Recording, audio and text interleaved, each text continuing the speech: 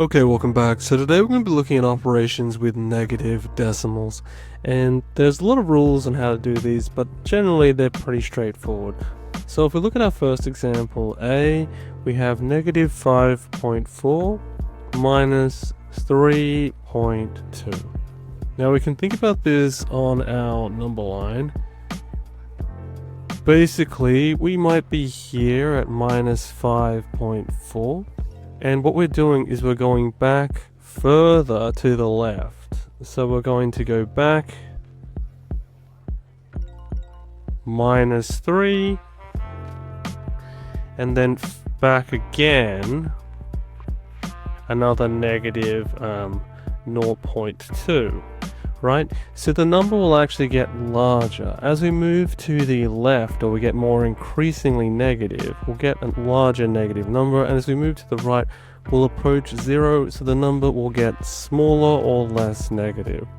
It's for this reason that a lot of people, when they're doing problems where they have a negative number taking away another negative number, simply add the two numbers together and then put a negative sign in front of them. So for this one we have 5.4 plus 3.2, and then we'll make it negative at the end, and if you would like to, you can also use the column format for adding decimals.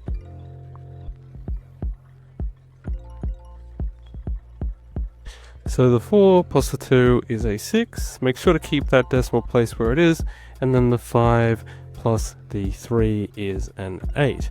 So in total, it's going to be 8.6, but because this is a negative minus a negative, it's going to be minus 8.6. So you can think about this also just using the number line and using that jumping strategy. You could go back 3 and it'd be minus 8.4, and then go back another 0.2 and it'd be minus 8.6. Okay? If you prefer using the jumping strategy, or if you prefer using the vertical or column based addition, you can use either one. Okay, let's look at B. So for B, we have minus 6.7 minus 2.1. Again, you can think about these as adding them both together. So if we add the 1 and the 7, we get 8.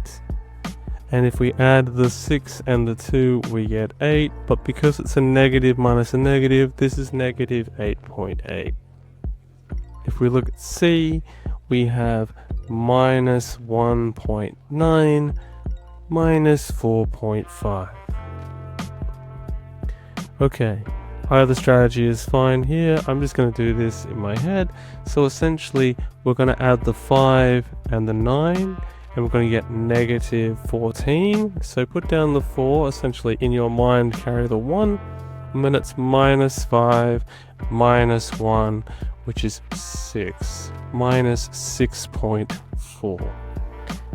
It's probably easier when you're starting out just to do the vertical column method, add them two together, and then afterwards make them negative. So if we couldn't see what I was doing before, the 9 plus the 5 is 14, carry the 1, the 2 plus the 4 is 6, and then we add that negative sign to it over here, and it's all fine. Just remember to do that, because the only mistake people tend to make is that they will conceptualize the problem by using this addition method, and then they will forget to change the sign back at the end. Alright, here's 3 for you guys to practice, so just give them a go, pause the video, and then I will solve them. Okay, let's get started. So for our first one, we've got D, and we've got minus 2.6 minus 1.3. So again, we can use that column method. We can use 2.6 and 1.3 and add them both together, and we'll get 0.9 and then 3.9, and then we can bring that back up to the top and put a negative sign in front of them. Okay, E is minus 3.0 minus 0.75. So just think about this as 3 plus 0.75. It's going to be 3.75, but it's going to be negative because we're taking a negative away, we're taking a number away from a negative. Alright, next one, negative 4.8 minus 1.6. Let's use our column method. 1.6, 4.8, add them both together. So the 6 and the 8 is going to be 14. Carry the 1, the 2 plus the 4 is going to be 6. 6.4, so it's minus 6.4. Alright, that's it for this video. Hopefully it was helpful, and I will see you in the next one.